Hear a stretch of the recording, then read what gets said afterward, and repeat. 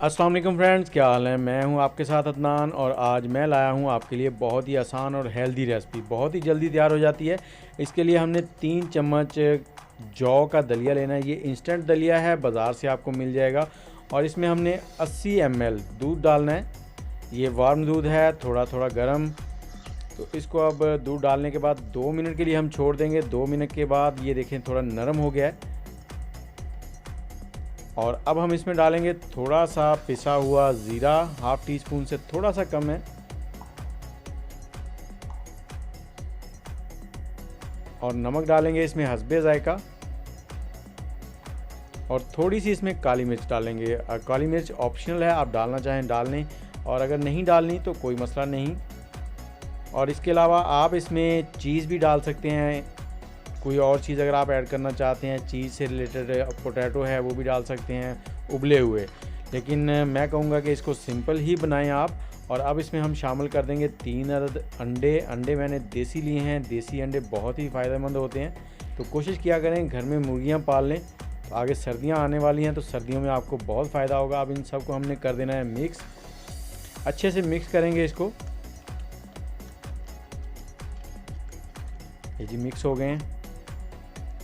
बहुत ही हेल्दी सा ब्रेकफास्ट है, ये बहुत जल्दी तैयार हो जाता है। और अब हम लेंगे एक पैन को हमने ग्रीस कर लेना है। 1 टीस्पून के करीब हमने ऑयल लिया है और उस ऑयल को पेंदे के ऊपर अच्छे से ग्रीस करेंगे।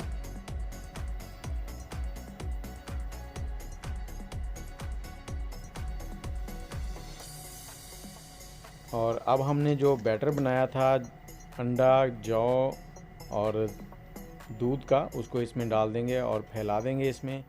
और अब हम चूल्हा ऑन करेंगे। चूल्हे में फ्लेम जो है बिल्कुल लो रखना है आपने। और इस बैटर को ढककर हमने 5 से 6 मिनट पकाना है, बिल्कुल लो फ्लेम पे। 5 से 6 मिनट हो चुके हैं। ये देखें इसकी रंगत भी चेंज हो गई है। और ये नीचे से मैं आपको दिखाता हूँ, ये देखें पक चुका है, हल्का गोल्डन हो गया है। तो इसको पलट लेंगे